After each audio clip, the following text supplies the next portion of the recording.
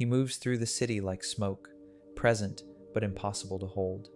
No updates, no warnings, no need to prove anything. While the crowd scrambles for attention, he builds in silence, shaping plans no one can interrupt. People sense his presence but can't predict his next step. That is ghost mode. And here's the truth.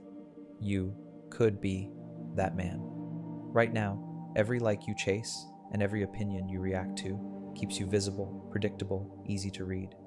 You think you know yourself, but the version of you built for power, the one who doesn't ask for approval, who doesn't break under pressure, he's still hidden. Noise keeps him buried. Crowds drown him out. Comfort blinds you. Every notification, every casual conversation, every well-meaning opinion shapes your thoughts before you even realize they're not yours. Ghost mode isn't about running away. It's about stepping out of the spotlight so you can grow stronger where no one is watching, so you can become untouchable while the world is busy performing for applause. When you stop broadcasting every move, the noise of the crowd fades. Their opinions lose their grip, and in the quiet that remains, you finally see the world and yourself with a clarity most men will never know. Machiavelli understood this centuries ago. Exiled from Florence and stripped of status, he didn't beg to be noticed. He went silent. He used that silence like a forge, sharpening his mind into a weapon that would one day terrify rulers across Europe. That same power is waiting for you if you dare to disappear and enter ghost mode. Most people are convinced they are thinking for themselves. They are not. They are simply echoing the last voice they heard. Modern life runs on noise. Your phone vibrates before you even open your eyes. News feeds compete to hijack your attention. Friends and strangers fire opinions at you all day long. Even when you're alone, the hum of other people's thoughts floods your head. Podcasts, messages, memes, arguments. It feels like connection. It feels like life. But it is a cage, disguised as a festival. Noise is not neutral. It trains you to react instead of reflect. The more you react, the less you choose. You start to confuse other people's urgency for your own. Their fears become your fears. Their desires start to look like goals. Before long, you are running on borrowed instincts, mistaking motion for progress. The worst part is that you think you're free. You believe every opinion is yours because you were the one who spoke it out loud. But you didn't forge it, you downloaded it. You are like a mirror for the crowd, reflecting what you have absorbed. And a man who reflects cannot lead. Machiavelli understood this long before our screens turned noise into a constant flood. In the royal courts of Florence, he watched men become puppets of gossip. He saw reputations rise and collapse not because of truth, but because of the latest whisper. The ones who survived were not the loudest. They were the ones who could step back, resist the pressure to reply, and think in silence. They controlled their own rhythm, and by doing so, controlled everyone else. Noise kills original thought because it forces speed. When you're always responding, you never question the frame of the conversation. The crowd decides the topic. You simply react. And while you are busy reacting, someone else is planning. To escape this cage, you must first feel it. Spend a day without headphones, without notifications, without the small talk that fills the gaps between tasks. At first, the silence will itch.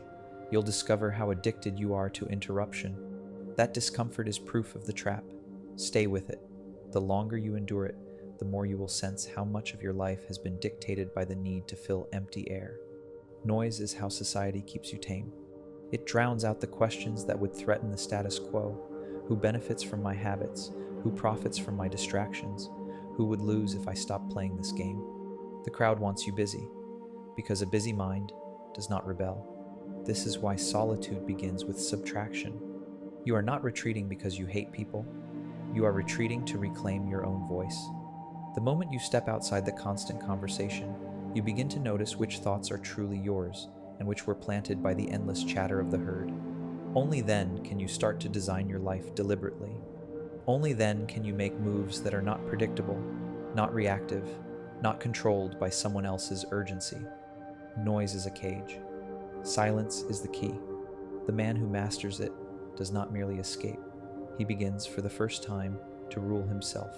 Powerful men throughout history have always understood something the noisy masses never learn.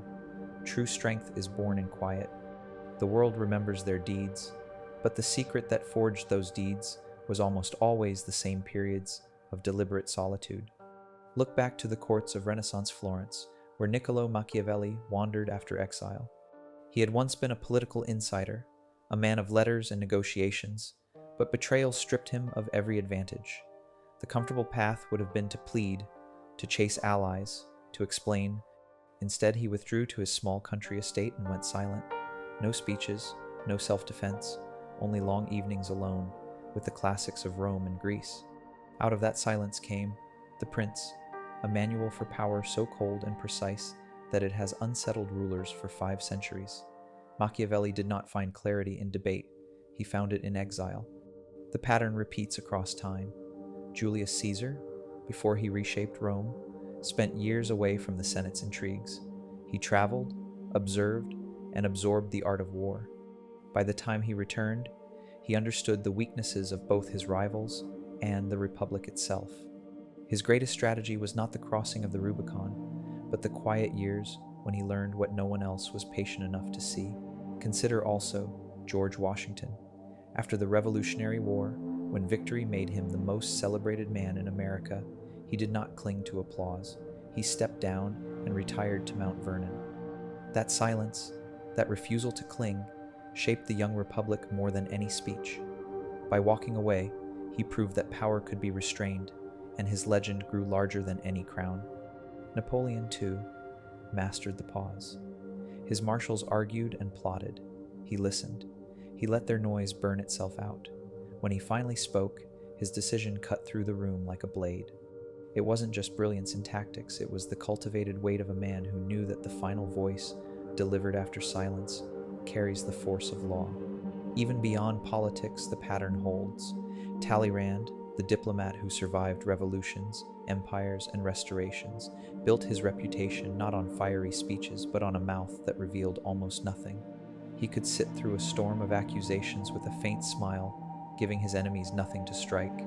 His silence became a rumor factory. Opponents projected schemes upon him until they defeated themselves.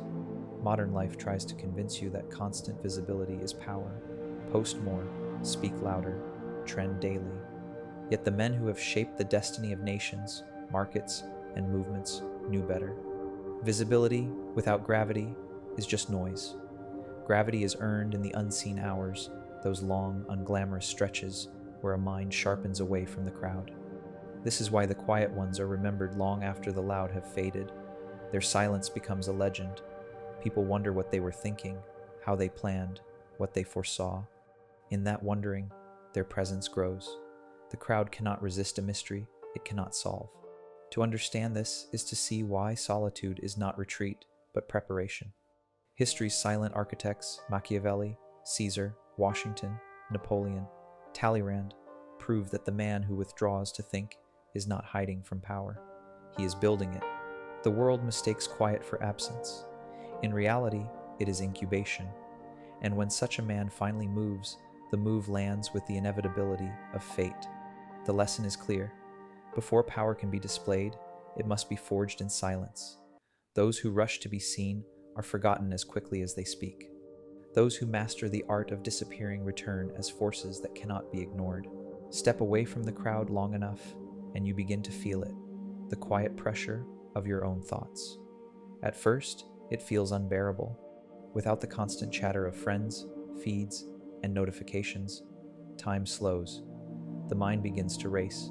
It reaches for distractions like a drowning man reaches for air.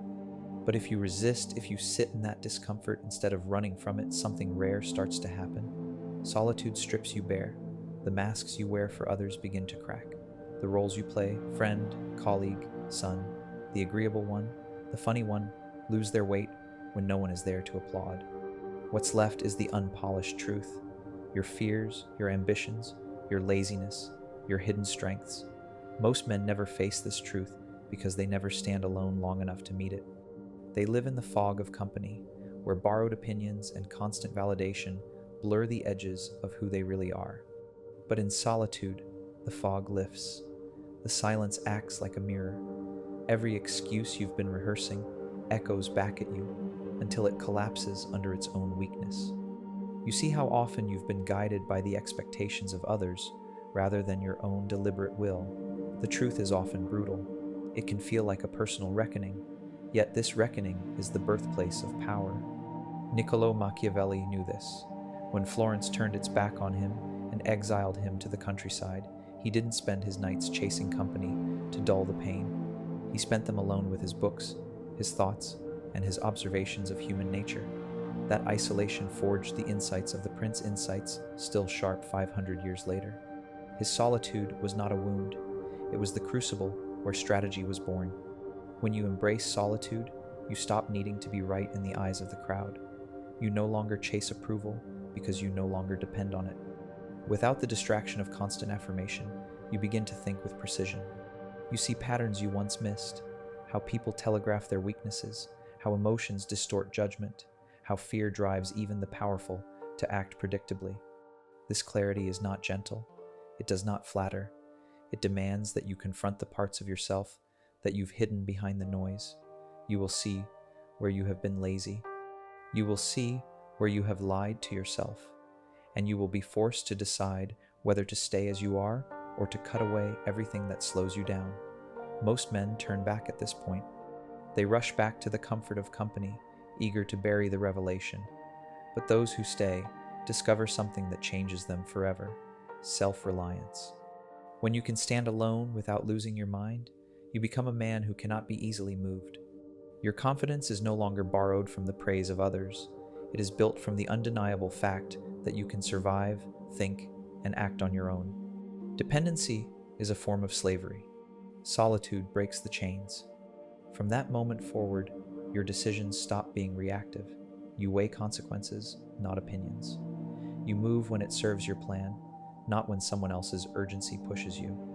The crowd will not understand. They will call you distant, cold, difficult. Let them. The very distance they complain about is the source of your strength. The man who masters solitude does not merely escape noise, he becomes immune to it.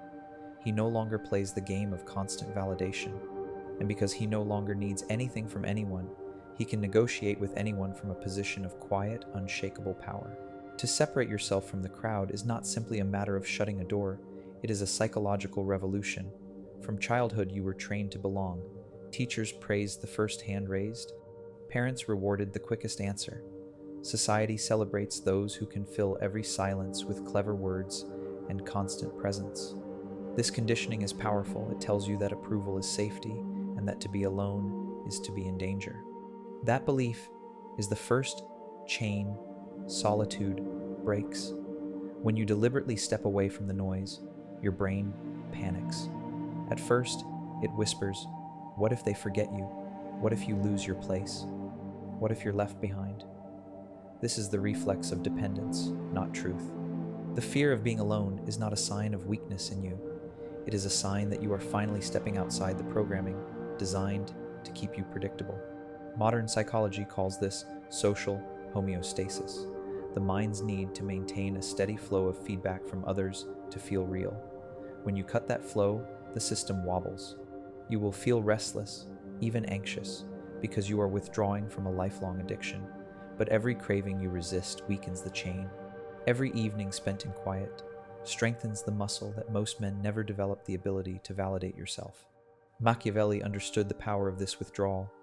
Exiled from Florence, he no longer had the constant chatter of politics to define him. That absence was not loss, it was opportunity. Without the daily reinforcement of allies or enemies, he was forced to look inward and see clearly how men behave when no one is watching.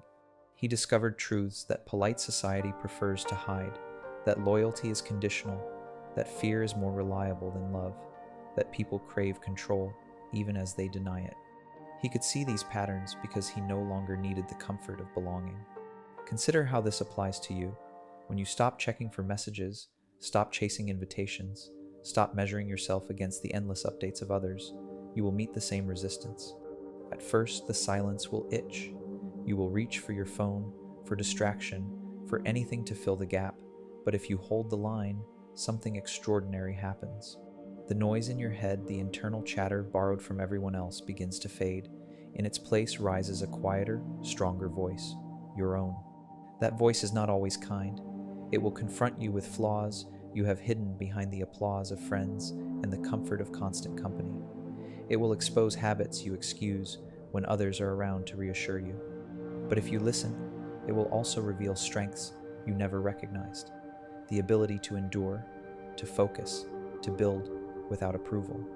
This is why solitude feels dangerous to most men. It reveals the truth that their confidence is borrowed. They feel strong only when someone is watching. They feel valuable only when someone is clapping. Take away the audience and their sense of self collapses. But when you detach, when you prove to yourself that you exist and matter without a witness, you become immune to that collapse. From that moment, no one can bribe you with attention or threaten you with rejection. You are no longer dependent on the crowd for your identity. You can move through the world on your own terms, calm, deliberate, impossible to manipulate. Disconnection, then, is not escape. It is the first stage of sovereignty. The man who learns to live without constant approval has already won the first battle of power, the battle over himself. When the noise finally fades, the real work begins. The quiet is not gentle, it is a crucible. At first, you will hear the echoes of the crowd inside your own mind, their opinions, their judgments, their casual criticisms you thought you had forgotten. They will rise like ghosts in the stillness. This is the residue of years spent absorbing other people's voices until you mistook them for your own. Most men flee at this stage. The silence becomes unbearable. They rush back to company, to distraction, to the warm illusion of agreement. But if you hold your ground, something rare happens.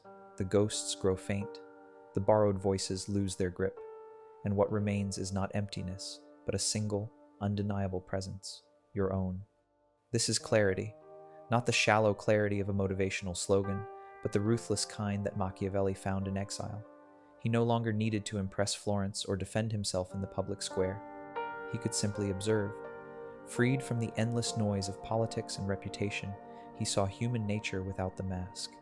He saw that most men are not guided by virtue but by fear, that loyalty bends when ambition pulls harder, that morality is often a costume for self-interest. These were not cynical guesses. They were observations sharpened by silence. Clarity of this kind is power because it cuts through the fog that blinds the masses. It lets you see patterns. Others miss the way a rival telegraphs his weakness when he tries too hard to look strong, the way a friend's flattery hides an unspoken agenda, the way entire crowds can be steered by a single rumor. While others are busy reacting to noise, you are already planning 3 moves ahead. But clarity demands a price. It forces you to face not only the truths about others, but the truths about yourself. In solitude, you will see your own vanity, your hidden fears, your unacknowledged desires. There is no one to reassure you, no distraction to soften the blow. The mirror of silence shows you exactly where you have been lazy, dishonest, or small. It is a painful inventory. If you endure it, though, you emerge changed. You no longer need to be seen as right. You need only to see what is real. You stop chasing the approval of people who are themselves lost in illusion. And when you stop chasing, you begin to lead. This clarity is the bedrock of strategy. Without it, you are a pawn in someone else's plan, reacting to their moves instead of making your own. With it, you can weigh consequences without emotion. You can strike only when the odds favor you. You can let opportunities pass without fear because you see the larger pattern.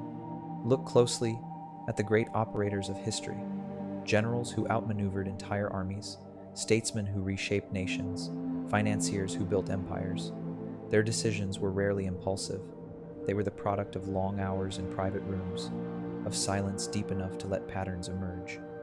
They knew what Machiavelli knew, that power belongs not to the loud, but to the clear-sighted. Clarity forged in solitude does not shout. It moves quietly, like a blade sliding free of its sheath. It allows you to step into any arena, business, politics, relationships with an advantage no one can see until it is too late. That is the gift of being alone, not emptiness, but vision. And in a world where most people are blinded by the noise of others, vision is the rarest power of all. Clarity by itself is a hidden treasure, but unless you turn it into action, it remains only potential. The next step is strategy. using the insight born from silence as a weapon in the world. This is where solitude stops being a private comfort and becomes a public force. When you live constantly surrounded by people, your moves are shaped by their expectations. You speak to be understood. You act to be approved. Even your ambitions are bent by what others think is possible. But once you have spent enough time alone, once you have seen how shallow most of those expectations are, you gain a dangerous freedom. You can act without asking. Machiavelli understood this freedom. In exile, he plotted without distraction. He no longer played to the applause of the Florentine elite. He studied them instead. He turned their habits and weaknesses into a manual for power. The Prince is not the work of a man trying to be liked, it is the work of a man who had stopped needing to be liked. That is why it remains a strategist's handbook, centuries later. Solitude trains you to make the same kind of calculated moves. With no audience to impress, you begin to measure decisions by consequence rather than opinion. You weigh not how something will look today, but how it will play out a year from now, 5 years from now. The impatient scramble for quick victories. You build positions that cannot be dislodged. Consider the contrast. The man who is always in company reacts to every new whisper. A rumor rises, and he rushes to defend himself. A friend succeeds, and he changes his plan out of envy. His life is an echo of the crowd's noise. But the man who has learned to be alone does not flinch. He hears the same rumor and smiles, because he has already accounted for it. He watches others chase every new trend, while he quietly consolidates power. Strategy requires a long view, and solitude gives you the time and mental space to develop it. In the quiet, you can map the battlefield. Who has real influence? Who merely pretends? Where the hidden leverage lies. You can test scenarios in your mind without interference. And when you move, your actions seem sudden and decisive to everyone else because they never heard the planning. This is why the most effective leaders and generals cultivate periods of isolation. Napoleon retreated into hours of private study before every campaign. Washington disappeared from the public eye for long stretches before he redefined the presidency. They understood what Machiavelli taught, that the strength of a ruler comes not from endless visibility, but from the capacity to act when no one is prepared. In your own life, strategy, born of solitude, might mean declining invitations that offer only distraction. It might mean building a project in secret until it is too strong to be opposed. It might mean waiting months before responding to a rival's move, because patience turns time into a weapon. People will misread your silence. Some will think you timid, others will call you arrogant. Let them. Their misjudgment is part of the plan. The less they understand your intentions, the harder it is for them to stop you. When you finally act, act with precision. One decisive move, prepared in the quiet and delivered without warning, carries more weight than 100 noisy gestures. The crowd scrambles to catch up, wondering how you advanced while they were still arguing. This is the final evolution of solitude, from personal clarity to strategic dominance. You began alone to find yourself. You remain alone long enough to master the game. And when you step back into the world, you no longer follow its rhythm. You set it. Once you have turned silence into strategy, something deeper begins to shift inside you. The time you have spent apart does more than sharpen your mind. It hardens your spirit. The constant emotional tug-of-war that governs most people's lives, needing praise, fearing rejection, craving reassurance, loses its hold on you. Solitude becomes more than a method. It becomes armor. Think of how easily the average person is moved. A compliment lifts them for hours. A single insult ruins their day. They ride an emotional roller coaster built entirely by others. But the man who has endured long stretches of solitude no longer depends on this external fuel. He has built an internal engine. He does not rise with praise or fall with criticism. He moves according to his own design. Machiavelli saw this weakness in human nature and warned that a ruler who relies on the affection of his people is ruled by them. Love is fickle, he wrote, but fear, especially the fear of a man who needs nothing, is steady. To reach that steadiness, you must first withdraw. When no one is around to affirm you, you are forced to affirm yourself. When no audience applauds, you must learn to act without applause. At first, it feels like deprivation. In time, it becomes freedom. This emotional independence is not coldness for its own sake. It is clarity of ownership over your own feelings. Solitude teaches you that moods are just weather passing through the mind. You notice them without being swept away. The gossip of others, the shifting loyalties of friends, the fleeting storms of public opinion, these things may swirl around you, but they cannot penetrate the fortress you have built. Watch the man who cannot bear to be alone. His opinions bend to whoever is nearby. His confidence depends on the last voice he heard. He is easy to manipulate because he has outsourced his sense of worth. But the man who has faced the silence and survived has taken that leverage away from the world. You cannot bribe him with praise or break him with scorn. In business, this translates into patience when others panic, markets crash, and competitors scramble. You hold steady because you have trained yourself not to react. In relationships, it means you can walk away from those who drain you without needing to explain or justify. In personal ambition, it allows you to pursue what matters long after the crowd has moved on to the next distraction. There is a deeper psychological truth here. When you no longer need constant reassurance, you begin to listen to your own instincts. Intuition sharpens. Decisions come not from fear of judgment, but from an internal compass honed in silence. What once felt risky now feels inevitable, because it aligns with a self no one else controls. Machiavelli would call this the foundation of real power, sovereignty over yourself. Before you can command others, you must command your own mind, and that command is forged only when you have sat alone long enough to see every weakness and every strength without flinching. This is the emotional armor of solitude, not numbness, but independence.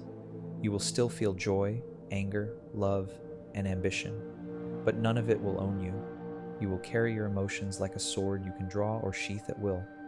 The crowd will still shout, the world will still tempt, but you will move untouched, guided not by their noise, but by your own unshakable center.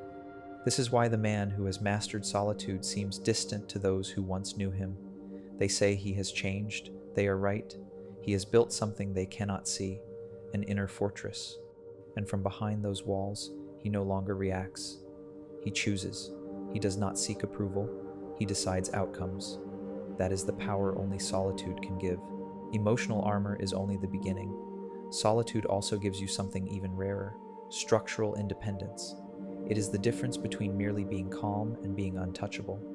A man who has built this fortress does not just survive the noise of others, he operates entirely on his own terms. Most people live in invisible debt. They depend on constant validation from friends, employers, lovers, even strangers online. Their schedules are filled by other people's urgencies. Their confidence rises and falls with every like, every compliment, every invitation. This dependence is a quiet form of slavery. And the worst part, it feels normal. They think they are free because no chains are visible, but their minds are tied to the approval of others. The man who embraces solitude breaks those chains. When you spend long stretches without the daily sugar of attention, you begin to supply your own energy. You make plans because they matter to you, not because they will be noticed. You pursue goals that may never be applauded, and because you no longer need applause, you can choose goals too large for the timid. Machiavelli warned that a prince who relies on the affection of his people will fall the moment their loyalty wavers. Love is conditional. It vanishes when it becomes inconvenient. Fear, or better yet respect, lasts because it does not require constant feeding. The modern version of this lesson is not about ruling with terror. It is about building a life that does not collapse when others pull their support. Solitude is the blueprint. In solitude, you reclaim your most precious currency, time. Without the endless interruptions of social obligation, you set your own rhythm. You wake and work when your energy is sharpest, not when someone else demands it. You design your days around creation, not reaction. Over weeks and months, this compounds into an advantage so large that others mistake it for talent. They do not see the quiet hours of planning. They see only the results. And independence breeds leverage.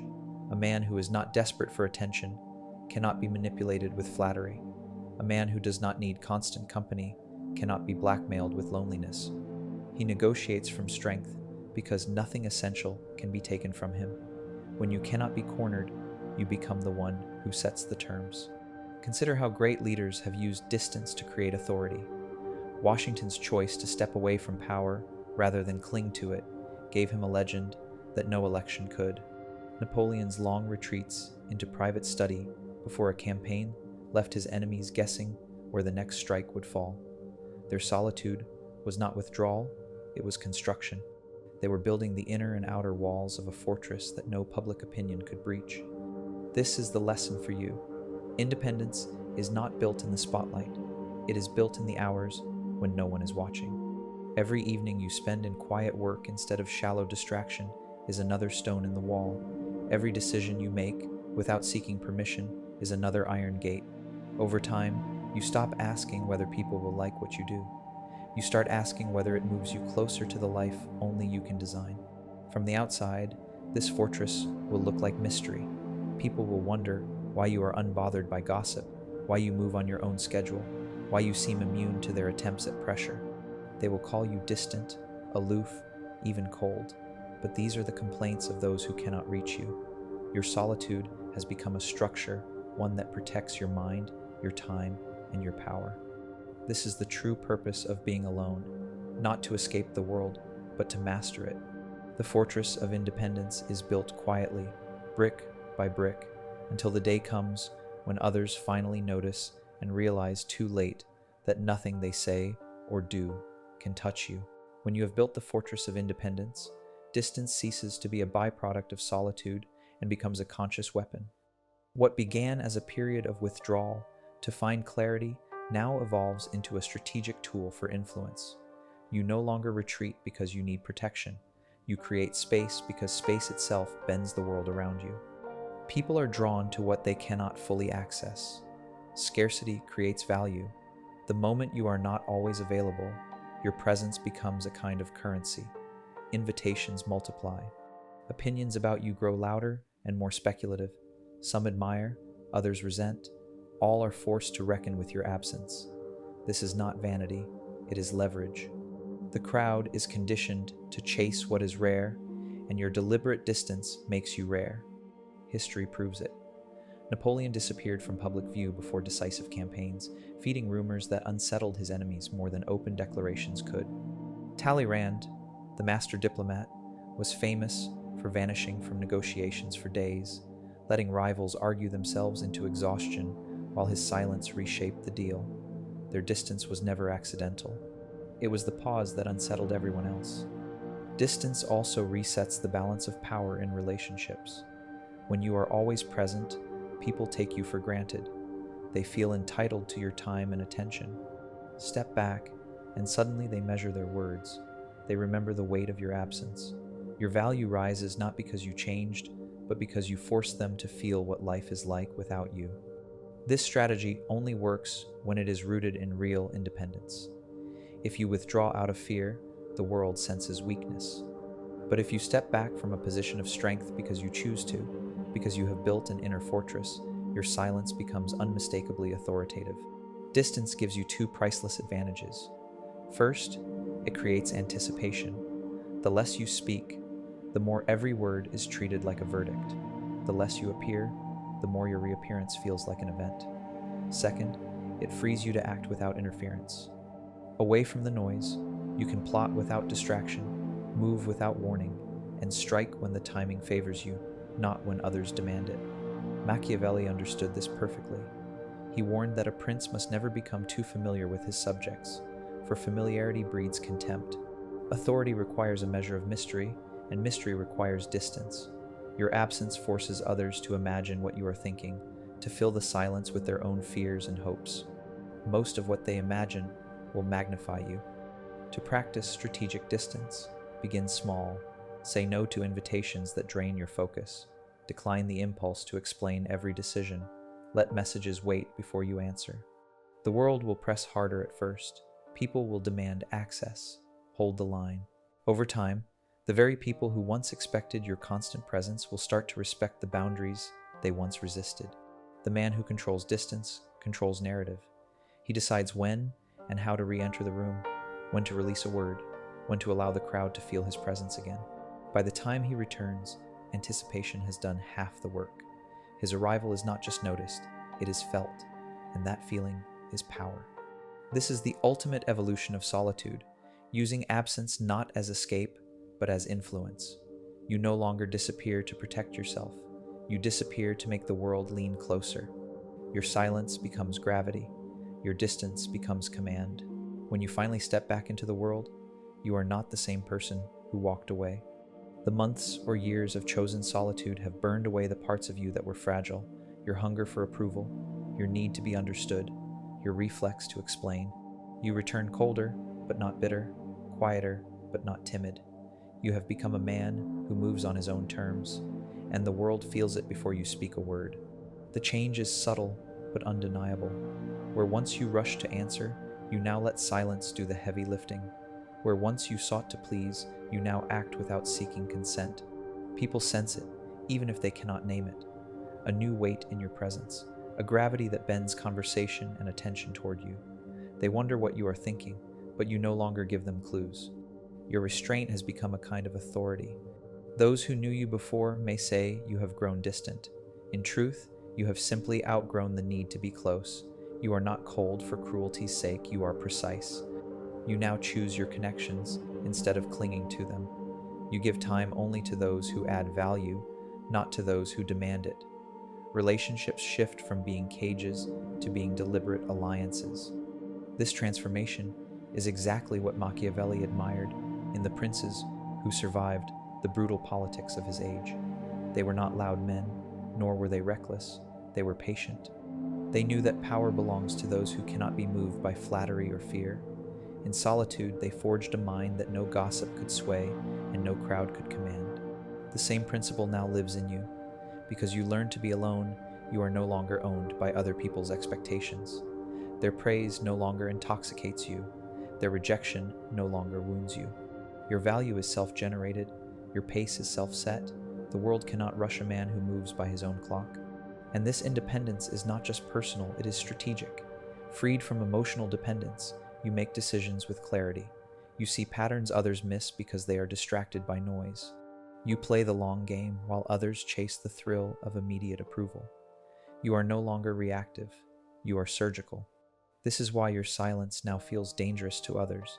They cannot provoke you because they cannot read you. They cannot manipulate you because they have nothing to offer that you cannot supply yourself. Your presence alone forces them to question their own footing. Your absence, when you choose it, is even more powerful. When you finally speak, every word lands like a verdict. Not because you shout, but because you rarely speak at all. When you finally act, the move seems inevitable, as if the world has been waiting for you to decide. And when you finally choose allies, they know it is not from weakness or need, but from strength. You have become what Machiavelli would call untouchable, a man who governs himself first and therefore cannot be governed. The solitude that once felt uncomfortable is now your greatest weapon. It has given you a mind sharpened like a blade and a presence that commands without noise. If these words resonate, take them as more than a story, take them as a challenge. Before this day ends, claim a single hour of silence for yourself. Turn off the noise, vanish from the crowd, and face the thoughts you've been avoiding. That hour will hurt at first. Let it. It is the forge that tempers steel. And when you are ready for the next step, stay with this channel. Subscribe, not for empty motivation, but for the strategies that turn solitude into strength and independence into power. Don't just watch transformation from a distance. Live it. Begin now. Because the man who can master silence can master anything, and the world is already waiting to feel the weight of your return.